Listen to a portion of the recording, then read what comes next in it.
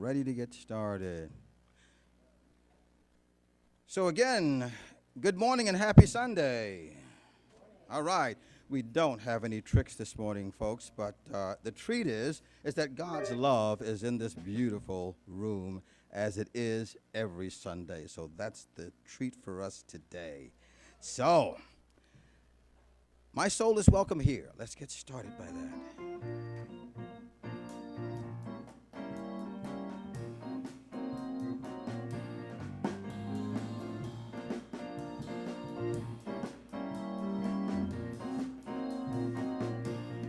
I'm in the right place at the right time. I am just where I'm supposed to be.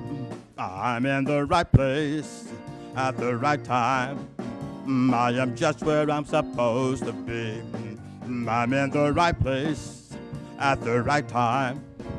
I am just where I'm supposed to be. I'm in the right place at the right time.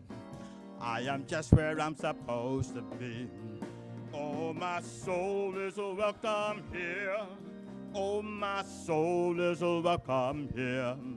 I am getting the message loud and clear. My soul is welcome here.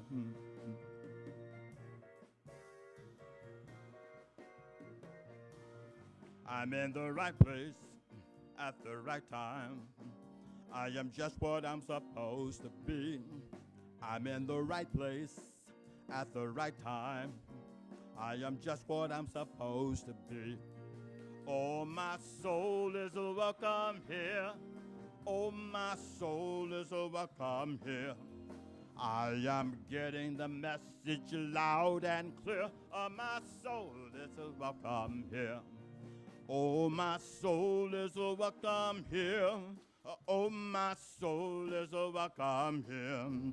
I am getting the message loud and clear.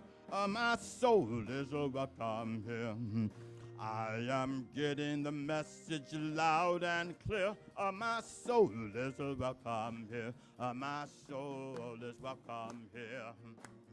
My soul is welcome here.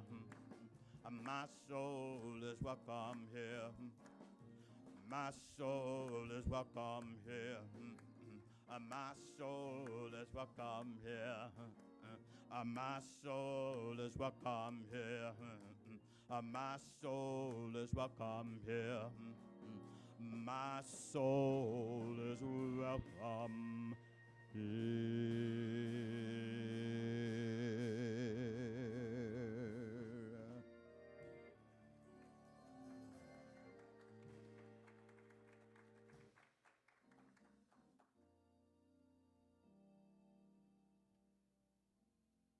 Good morning. My goodness, there's so many people here. And good morning to everybody out there in computer land. And welcome. And I see the pirates have arrived. Okay. We're safe, everybody. The pirates are here. So, isn't this beautiful? Isn't everything gorgeous today? Yeah. When I see the fall colors and the abundance, it reminds me to be grateful. And autumn is like the beginning of a season where we are reminded to be very, very grateful. All right, so I'm going to read the daily word from Thursday, May 17th, 2017. And in the end, all of this is going to make a lot of sense to you today. I recognize and respond to the sacred in all life.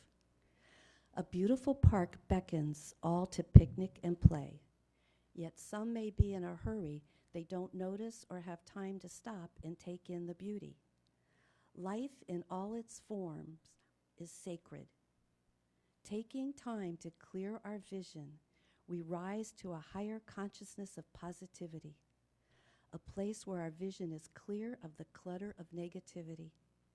When we are ready and willing to share the joy of life and living, we clearly see the sacredness of all life. We are willing to uplift and be uplifted. We convey love and hope in simple, unobtrusive ways, such as a gentle touch on the shoulder of a loved one or a smile to a stranger. The vision we hold is the sacredness of all life and the abundant life God created all to share. The Spirit of God within will overcome all. The Lord said to him in a vision, Ananias, he answered, Here I am, Lord. And that's from Acts 9:10. Now, breathe in God, and breathe out anything that is not for your highest and your best. And keep breathing at your own pace. Breathe in God and breathe out whatever you don't want or need in your life. Dear Mother, Father God, we are so grateful to be here together in person and in thought, and grateful for each other. We are grateful for eyes that see and ears that hear. We are grateful for all who put this service together and participate in presenting today. We are grateful for our board, staff, gardeners, music team, ushers, video team, and the chaplains. We are grateful for our loving minister, Reverend Teresa Curry, and we are knowing that she is enjoying her time to rest and renew. We are grateful for all that is divine, and we show our gratitude by being open and receptive today and carry all we learn out into our world. And now Ken is going to sing the Caribbean Lord's Prayer.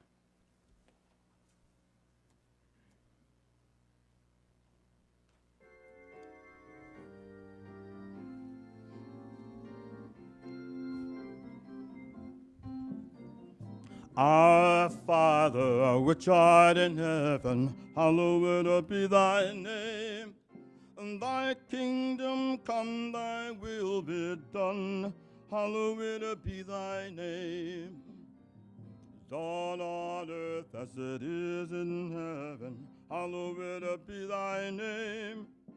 Give us this day our daily bread, hallowed be thy name.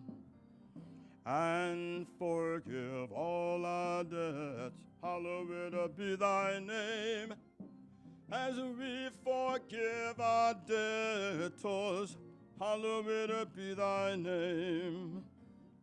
Leave us not in temptation, hallowed be thy name. But deliver us from error, hallowed be thy name. Thine is the kingdom, power, and the glory, hallowed be thy name. Forever and ever, hallowed be thy name.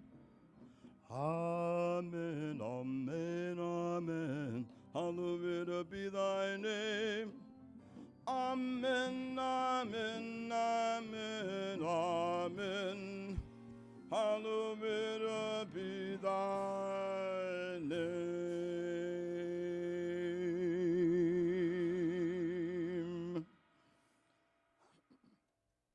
Okay, thank you. Open my eyes that I may see.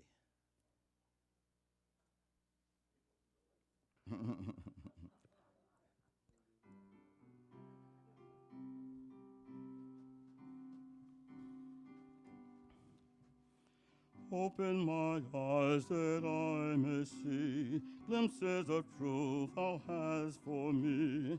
Place in my hands thy wonderful key that shall unclasp and set me free.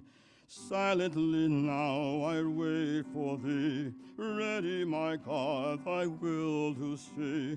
Open my eyes, illumine me, Spirit divine. Open my eyes and let me hear voices of truth thou sendest clear. And while the wave notes fall on my ear, everything false will disappear. Silently now I wait for thee, ready, my God, my will to see. Open my ears, illumine me, Spirit divine.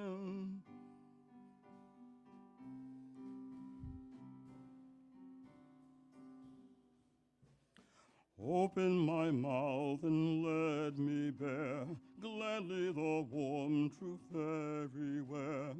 Open my heart and let me prepare love for thy children thus to share. Silently now I wait for thee, ready, my God, my will to see. Open my heart, illumine me, Spirit divine.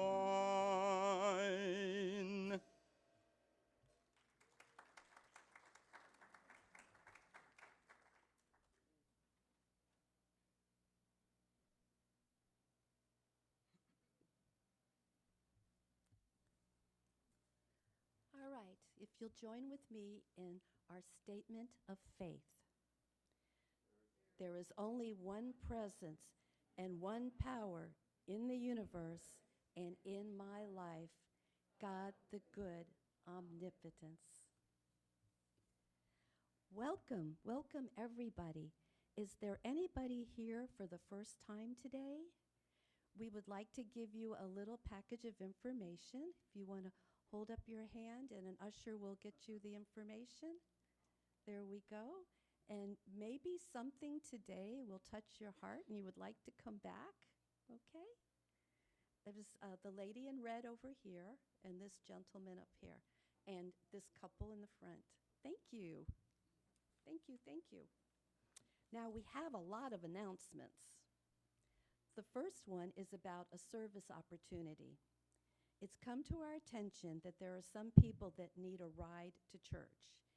They live in Palm Coast and South Daytona. So if you're interested in that, if you could let Nicole know, we'd appreciate it. Next week, daylight savings time. That means you fall back an hour early, okay? Don't fall, don't fall. Turn your clocks back, please. No falling. Okay. Last week for the gratitude photo booth out front, and the YOU is sponsoring it. Joy does a beautiful picture. She makes you look good, so don't be afraid, okay?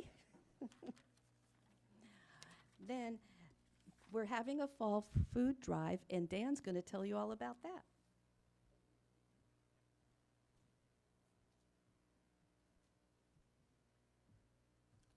Our outreach team will be assisting Family Renew with Thanksgiving food. Our goal is to provide non-perishable food for the 13 families currently living at Family Renew. Last week, 5 people signed up, so we only need to help 8 more families. So if we can get 8 more people to sign up today or next week. We'd also like to collect money for gift cards so families can buy a turkey or other items. Just since last week, 3 people have donated total of $250, which is awesome. So we really only need $75 more to make our goal for that. And you can help us by providing non-perishable food for one of those 8 families, or if you want to team up with somebody else, you can do that to help a family. If you're writing a check, if you could write Family Renew Thanksgiving on it.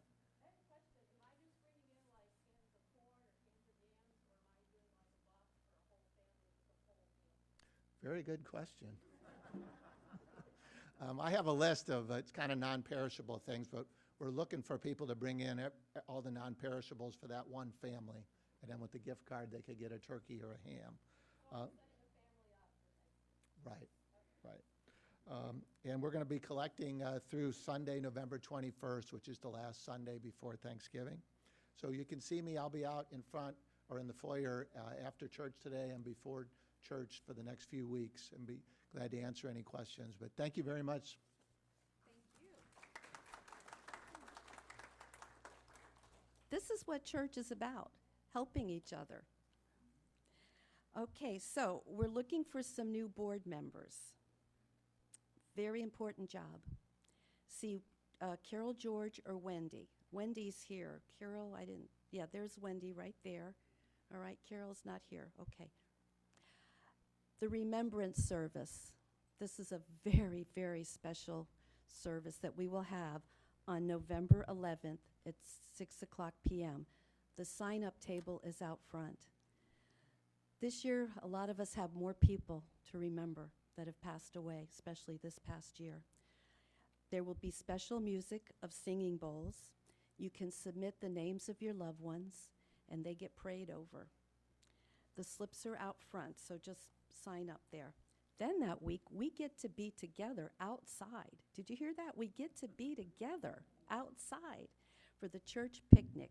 It will be at Sunrise Park in Holly Hill. We were there last year.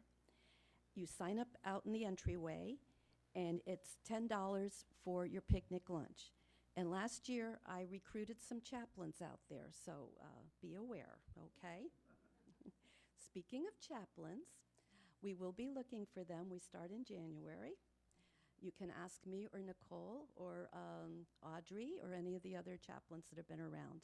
And at the end of the service, we meet over here, and you can come up to us for prayer. It can be prayers for joy, gratitude, or if you have a situation you would like to have prayer. And know that you're never alone. We chaplains pray. We love to pray. So please give us an opportunity to pray with you. And I now turn it over.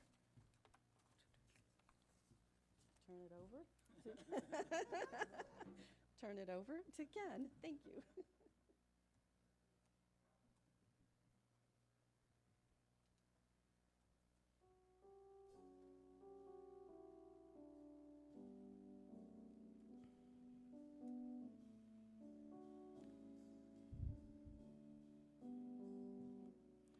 Let me see through the eyes of love. Let me speak only words of love. Let me give all I am to love. Let me dwell in the heart of love. Let me see through the eyes of love. Let me speak only words of love. Let me give all I am to love. Let me dwell in the heart of love. Let me see through the eyes of love. Let me speak only words of love. Let me give all I am to love. Let me dwell in the heart of love. Let me dwell in the heart of love.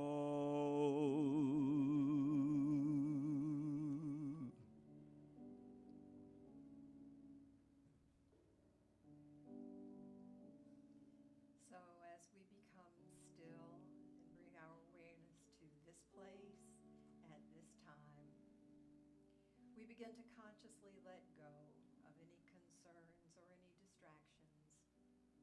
And we let that lovely music just settle in. We get in that frame of mind, seeing and being in the eyes and in the heart of love. So if it's comfortable for you, I invite you to close your eyes. Maybe you'll sit a little taller. Maybe breathe a little more deeply, a little more slowly. So focused on your breathing, maybe you would just relax your shoulders right now. Maybe place your hands in your lap. And inhaling and exhaling, just feel your feet planted on the floor. And feel that crown chakra just opening to receive. As we continue to breathe at our own pace, we feel the connection of both grounded energy and expanded energy.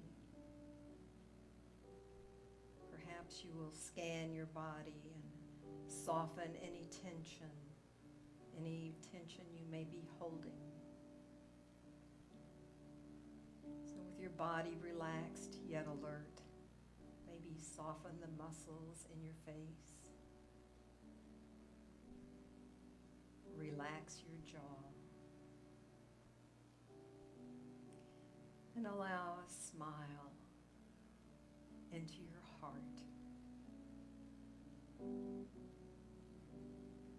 Feel that smile in the corners of your eyes, and allow that smile to show up in the corners of your mouth. Yes, right here and right now, we claim that we are the heart of love, and we open to beauty and possibility. As beings of love, we see through eyes of love.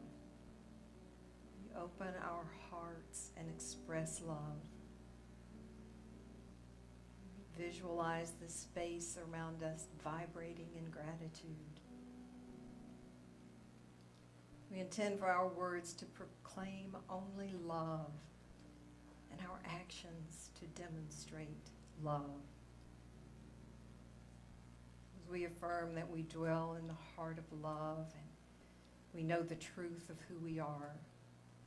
We say we are the essence of pure being. We are in that essence and we are that essence.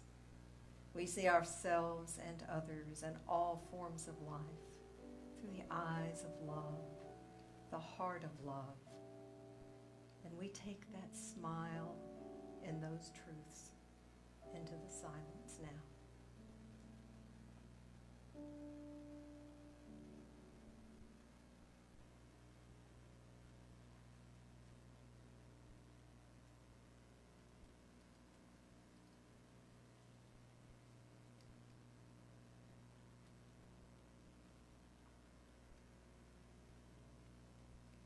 Coming back gently and ready to continue with today's service, we affirm that we are in the right place at the right time. We end this meditation with the Hindu prayer. May all beings everywhere be happy and free. And may the thoughts, words, and actions of my own life contribute in some way to that happiness and to that freedom for all. Amen. And so it is.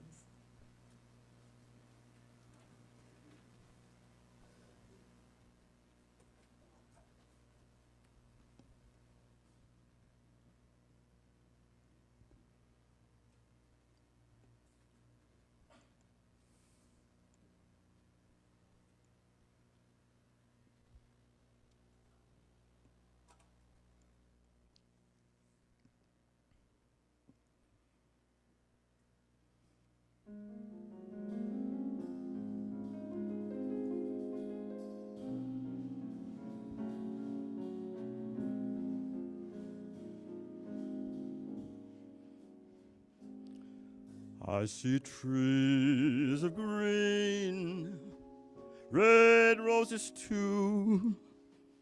I see them bloom for me and you. And I think to myself, what a wonderful world. I see skies of blue and clouds of white, the bright blessed day, the dark sacred night, and I think to myself, what a wonderful world.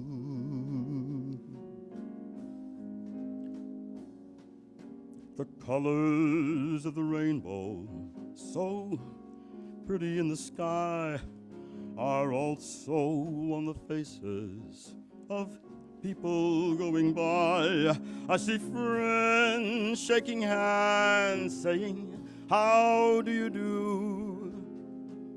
They're really saying, I love you. I I hear babies cry. I watch them grow. They'll learn much more than I'll ever know. And I think to myself, what a wonderful world. Yes, I think to myself, what a wonderful world.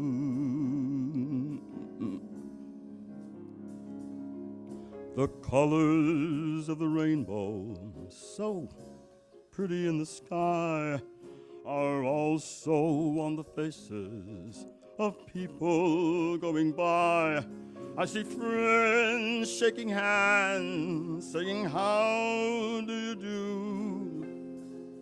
They're really saying, I love you. I hear babies cry.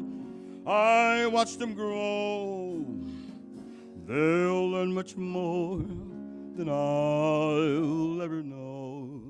And I think to myself, what a wonderful world. And I think to myself, what a wonderful world.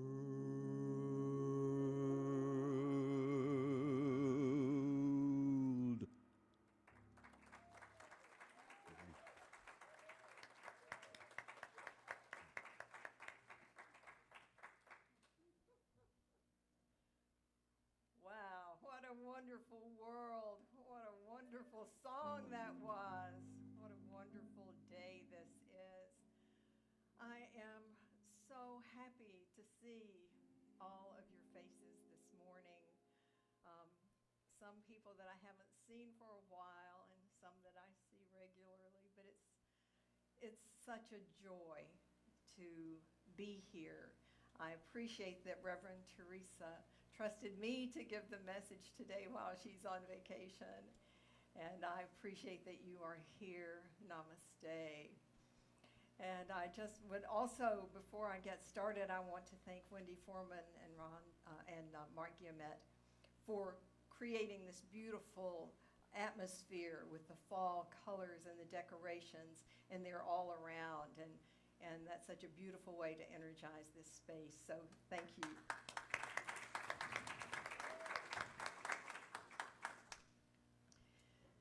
So I appreciate our platform assistant this morning. Rusty did a great job, and the music, and the talented technicians, the marvelous musicians. I mean, we are so blessed in so many ways. But this is our last day of the month, and it's Halloween. Happy Halloween. So anyway, it's the last day for us to focus on the power of zeal. That has been our focus this month. So, and you see that seeing with new eyes, that comes later. But anyway, we focus on what brings us joy by igniting the power of zeal, and that's one of my favorite powers. So I affirm that we're energizing that right now. Recently, Reverend Linda Machesic spoke of zeal, and she compared it to an LED light bulb. And she said that it lights up our dark places. That zeal lights up our dark places. And rightly used, she says, it can light the way to heaven on earth. So amen to that. We ignite that light into our lives, the power of zeal. So as you might have noticed that we have a theme today, and Trent had that slide up a moment ago with the glasses and seeing with new eyes, just allowing the music message and my words to focus on those wonderful words by Marcel Proust, who said, "The real voyage of discovery consists not in seeing new landscapes, but in having new eyes." So I really like that quote, and it kind of grabbed me. And I consciously began to allow the quote to lead me to today's message. And I've had a wonderful journey of discovery, looking into the music that would work and the quotes that would work and just the words that would work to help us see from a different vantage point and to think about what that means, seeing with new eyes. It's not about changing our circumstances at all. It's about becoming aware of our limited vision, what might be causing it, adjusting our focus with what Proust called a reawakening, a greater awareness, a higher consciousness. It means that we have a choice to open our eyes to the wonders around us, to this wonderful world that Ken just sang about, to see the best, to look past our first impressions or our old stories and discover the good that is always there. Just to look around in awe, as if everything is new and fresh, to get beyond limited thinking that says that we already know. We know what we're looking forward to. We know what's going to happen. We can anticipate. Our opinions are right. A familiar biblical quote from Jeremiah 5, verse 21 says, "There are none so blind as those who will not see." The most deluded people are those who choose to ignore what they already know. So could it be that we sometimes grope around on poorly lighted paths, stumbling over old beliefs, old stories that are nothing more than yesterday getting in the way of today? Maybe we don't realize that we're deluded. Maybe we need to do some self-assessment. So do you remember when you got your first pair of eyeglasses? Do you remember that? Because I can remember my first pair. And I was still in college, and I didn't know I was nearsighted. But when I got those new glasses, and I was in the optometrist's office, and I put them on, and I looked out the window, I was in awe. I could see individual leaves on the trees out there. I was amazed. And for days, I would put those glasses on, I'd take them off and look around. I'd put them on again and be all awed all over again. That's what happens when we become aware of how little we are seeing truth. Another situation that I was reminded of as I thought about today has to do with my dear mother. She was almost 90 years old when she had her cataracts removed. So we had noticed that she had always been really careful with her appearance. She always put on her makeup and dressed just right, but her clothes weren't matching. Her colors didn't match. And I know she'd have spots on her jacket or on her blouse. That wasn't like her. So we were noticing that something was not right. But anyway, she had that cataract surgery. And I was living down here in Florida, and I went back up to North Carolina, our hometown, or my hometown, Hendersonville. And I stayed with my mother so I could put the eye drops in, and I could take her to her follow-up appointments. And soon after I got there, she came to me very distressed, and she said, "I don't know what's happened. All of a sudden, I am so wrinkled, and it's like it just happened overnight." And so I realized that, sometimes nature knows better than we, we start to lose that vision when it no longer serves us well. And so my sweet mother had to get used to looking different from how she felt. Seeing through new eyes did not spark joy for her. But still, it's an example of how we don't know till we know. So I realize that, like I was saying, both situations teach us a story.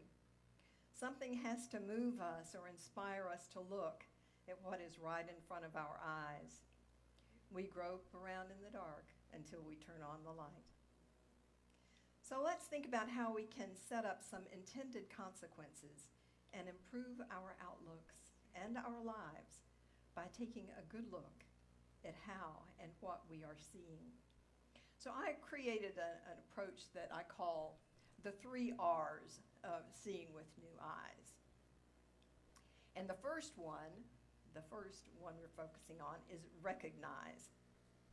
Let's have some aha moments.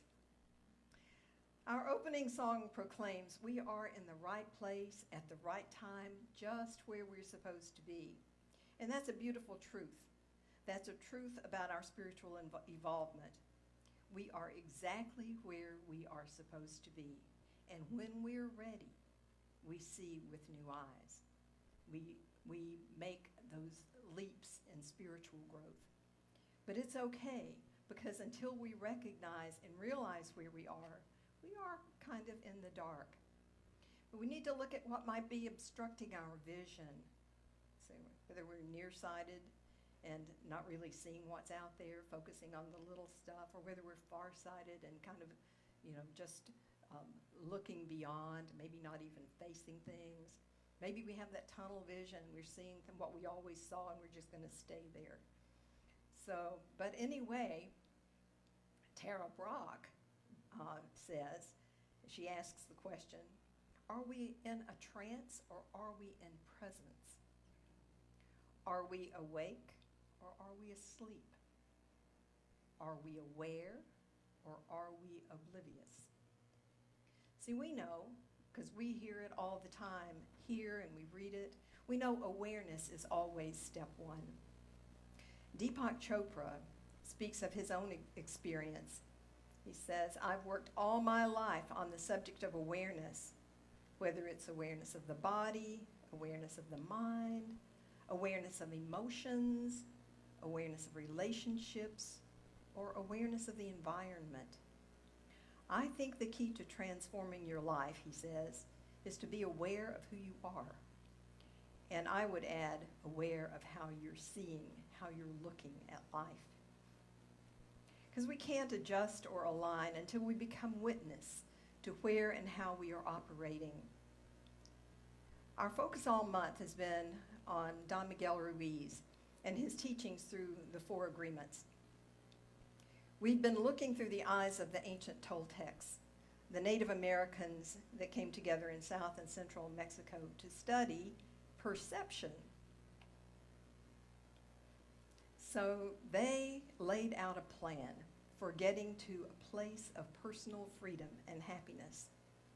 And through their teachings over the last month, we looked at how domestication and indoctrination and conditioning can cloud our vision and have clouded our vision. The Toltec philosophy, as shared in the 4 agreements, is beautifully user-friendly, and it is a guide for improving our lives, our way of life. But wait, there's more. There is the 5th agreement, in which Don Miguel Ruiz and his son give us the final guiding Toltec principle. The 5th agreement says, be skeptical, but learn to listen. At the heart of the 5th agreement is the power of perception. What makes us see something as right or wrong? What has led us to our perceptions? We have all been influenced by society, our families, and the people we grew up with. The 5th agreement encourages us to question everything we think we know. I recently heard someone say, rather tongue-in-cheek, about his wife, she may not always be 100% right, but she's always 100% sure. The 5th agreement says, don't be so sure. Instead, we are encouraged to cultivate a sense of curiosity about how we see the world. There's a Native American proverb that I think we all know, and it says, before you judge a man, walk a mile in his moccasins. Before we rush to judgment from whatever is before our eyes, Let's look with empathy and an open heart. Perceptions differ significantly among people, which has become more and more evident from the opinions and preferences so freely posted on social media by many who seem to be 100% sure. The fifth agreement is about looking at the big picture.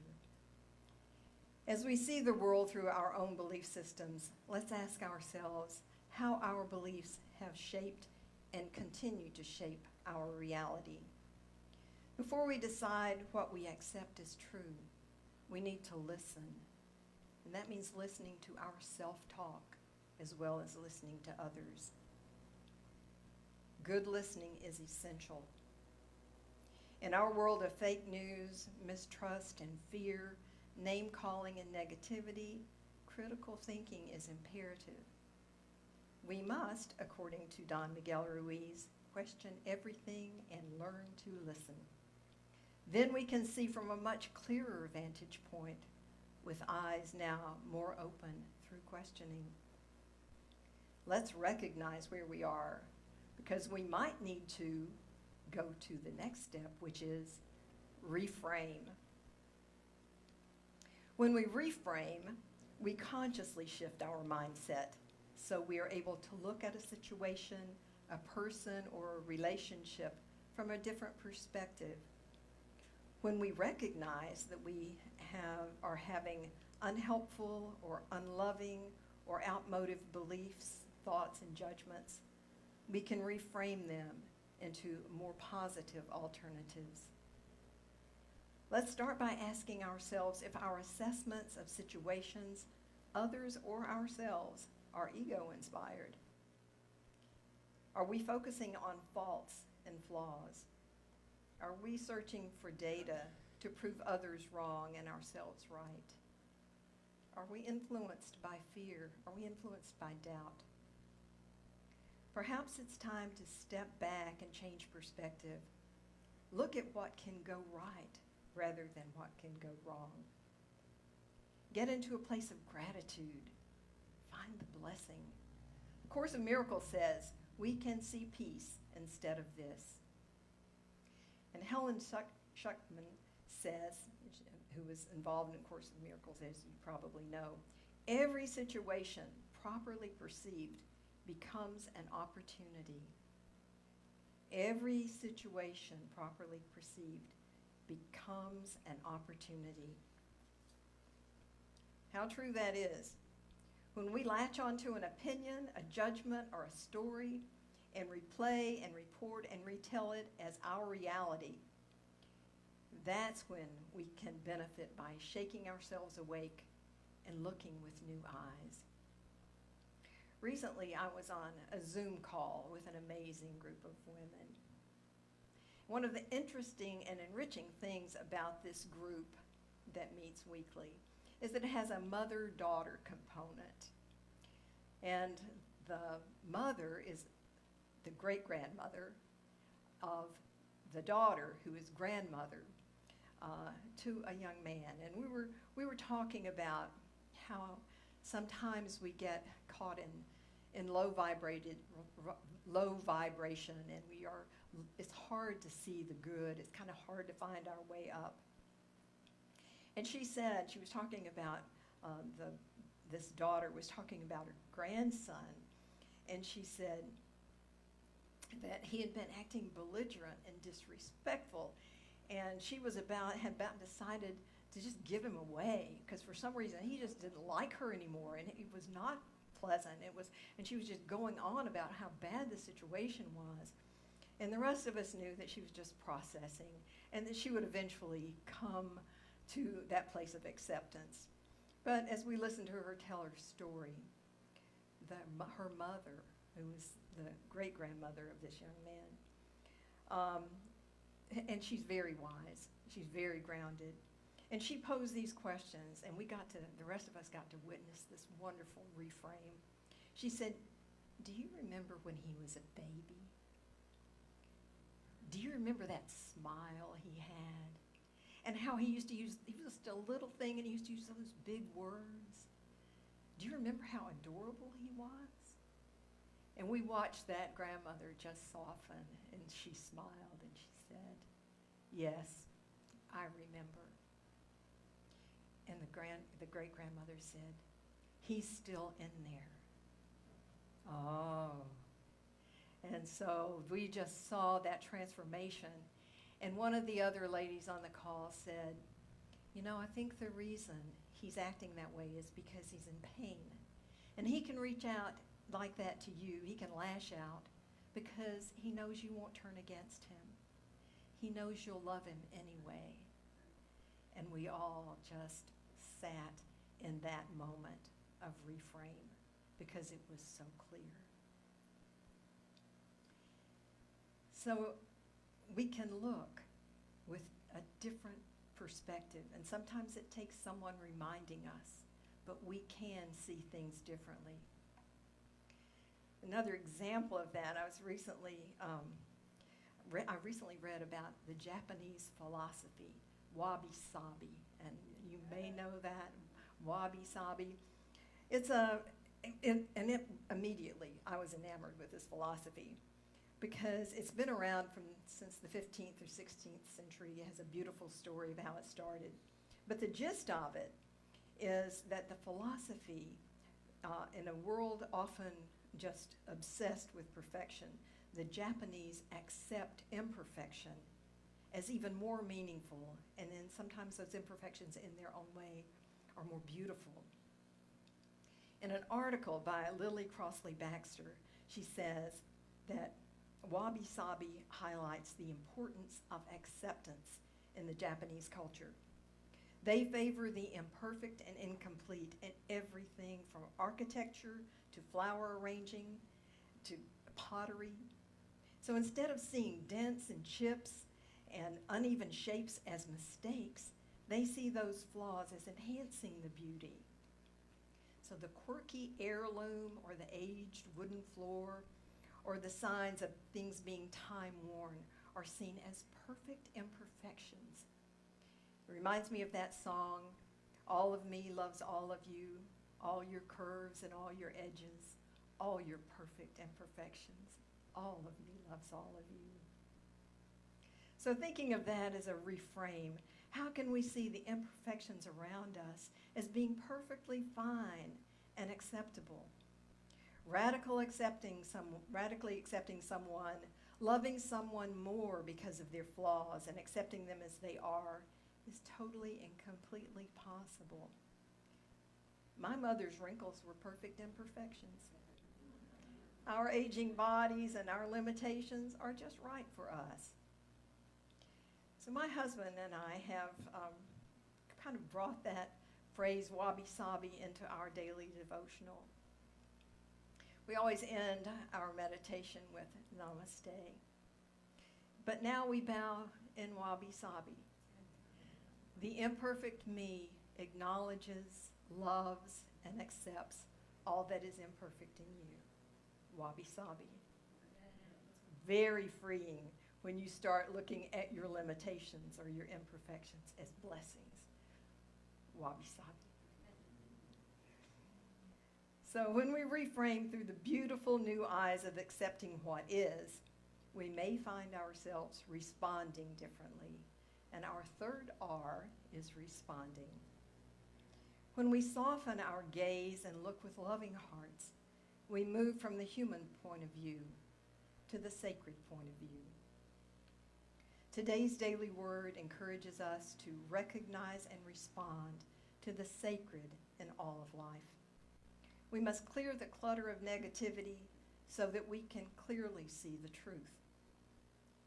It is our goal, our intention, and our affirmation to see with spiritual eyes. Even if things don't make sense, if we stay grounded in truth, we will see God's grace. When we recognize and reframe our situations and respond from the knowing that we are always in the presence of pure being, then we rise in consciousness and see from higher ground. When I worked in underperforming schools as a school improvement coach, one of the ways we encouraged teachers to start seeing those students who were struggling in their classrooms, and sometimes they were behavior problems. We encourage them to approach them with what we call positive presuppositions. We encourage them to come into the classroom, regardless of what had happened, to come in expecting the best, to see the possibility in every student. And we ask that the administrators do the same thing with all of the teachers, building on assets instead of looking for deficits. So we can assess the situation without judging it. And the energy we generate when we are expecting the best is palpable always. The student may not be able to read the text, but they can read us. They know if we see them. And that's true of anyone we're in relationship with. Assume the attitude of positive presupposition. Expect the best. And when we do this, the energy shifts. It is seeing with the eyes of love. And we can always build on what's right and get more of that, because we know we get more of what we expect. In his wonderful book, Stillness Speaks, Eckhart Tolle gives an amazing example of seeing the sacred in every situation. He says, if we are fully present with everyone we meet, without bringing in what they did in the past or interpreting who they are, we can interact without ego. He says, if her past were your past, if her pain, your pain, her level of consciousness, your level of consciousness, you would think and act exactly as she does. So with this realization comes forgiveness, compassion, and peace. When you receive whoever comes into your space now as a noble guest, when you allow each person to be as they are, they begin to change. By changing our perspective and our response, by seeing with new eyes, we can become instruments of transformation beyond ourselves. When we see every situation, every person, and every experience through the eyes of God, Mother Teresa modeled this from the streets of Calcutta, where she served the poor and afflicted. When asked how she could work in those conditions day after day, she answered, I see Jesus in every human being. I say to myself, that is hungry Jesus. That is sick Jesus. That one has leprosy or gangrene. I must wash and tend to him. I serve because I love Jesus. She saw with the eyes of God, reframing brokenness into holiness. Matthew 6:22 says, the eye is the lamp of the body. If your eyes are healthy, your whole body will be full of light. If your eyes are unhealthy, your whole body will be full of darkness. That quote influenced the often heard saying, the eyes are windows to the soul, implying that we can see into the soul as well as reveal who we are through our eyes. So my final point concerns the importance of recognizing and responding to every person we meet with eyes of love, just as Mother Teresa saw those who were in need of service on the streets of Calcutta. Begin with forgiveness and non-judgment. Let go. Jack Kornfield says, if we let go a little, we only get a little better. If we let go a little more, we get a little more improvement. But if we let go completely, we find peace.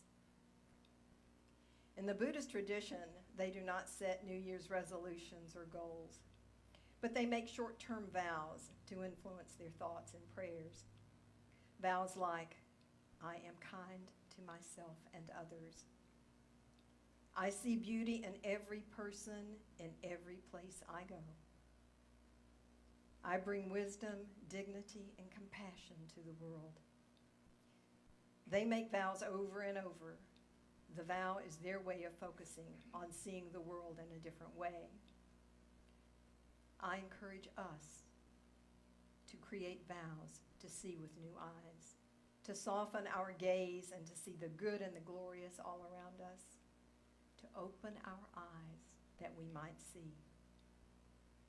I also love the lyrics from a John Prine song. He says, "If you're walking down the street sometime and spot some hollow ancient eyes, don't just pass them by and stare as if you didn't care. Say hello in there, hello." When we recognize, when we reframe, and when we respond with love in our hearts and wabi sabi. In Swaziland, Africa, where I'm connected with an organization that serves orphans, their greeting is Sawubona or Sanbonani. And both of those mean, I see you. I love that greeting. In the same energy as Namaste, it says, the divine light in me bows to the divine light in you. I encourage us to see our world and all that's in it with the open heart of acceptance and love, with new eyes. So I've chosen to end my message with a recording from Unity Village, and I hope you enjoy it as much as I did.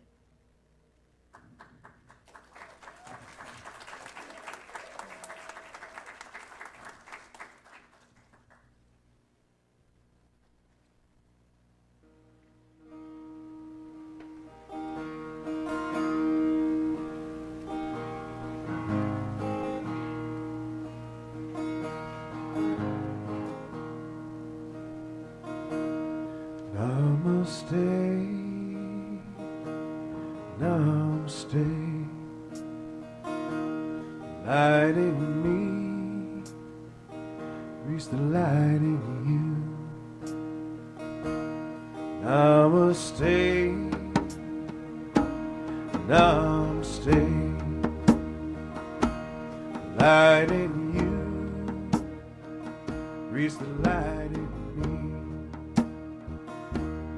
Is a glow deep within, has no beginning and it has no end. It's the greatest gift we could ever find, so let it shine, oh let it shine. Namaste, namaste, light in me, reach the light in you. Namaste, namaste, light in you, reach the light in me. There are times may seem dim, we feel alone, separate from Him. But the truth is, God is never far, and our life, so we truly are. If you got it, sing along. Namaste, namaste, light in me, reach the light in you. Namaste, namaste, light in you, reach the light in me. Namaste, namaste, light in me, reach the light in you. Namaste, namaste, light in you, reach the light in me.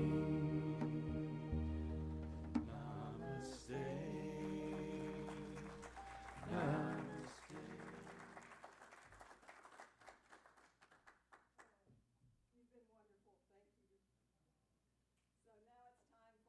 to share our gifts. And we do have ushers passing the offering baskets today. So this is something new. We're back to this.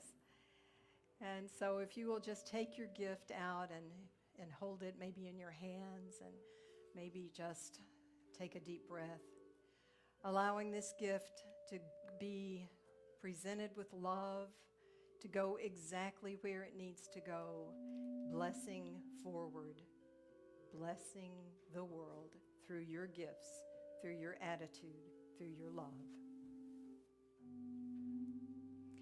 And our affirmation of abundance.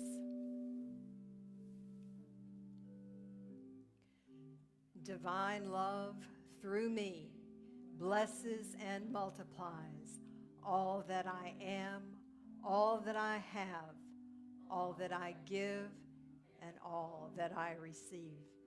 Thank you, God, and it is so.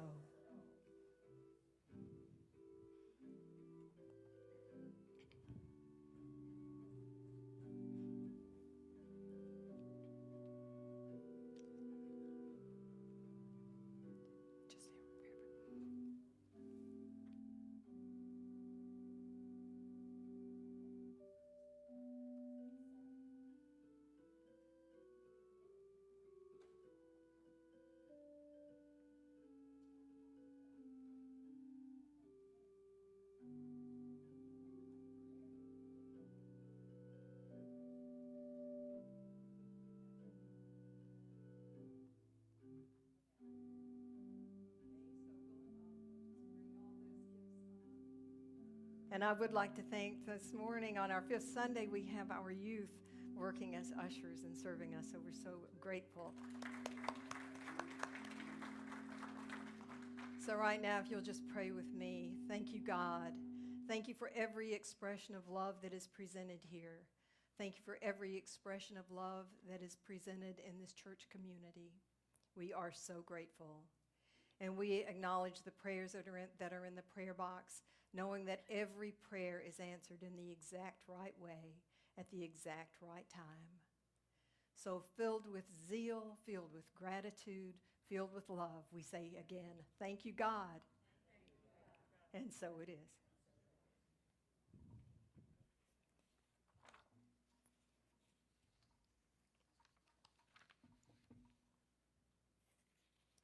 So if you'll join me now in the prayer for protection. The light of God surrounds us. The love of God enfolds us. The power of God protects us. And the presence of God watches over us. Wherever we are, God is, and all is well. So we're ready. We may stand today to sing. We're not going to hold hands, but we're going to stand and sing our song.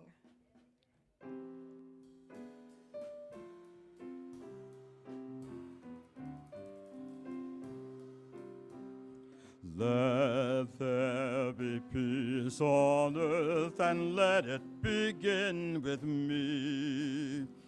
Let there be peace on earth, the peace that was meant to be.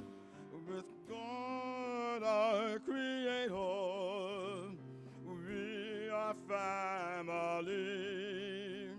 Let us walk with each other in perfect harmony. Let peace begin with me. Let this be the moment now. With every step I take, let this be my solemn vow.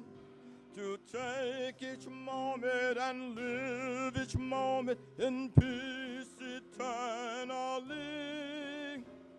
Let there be peace on earth, and let it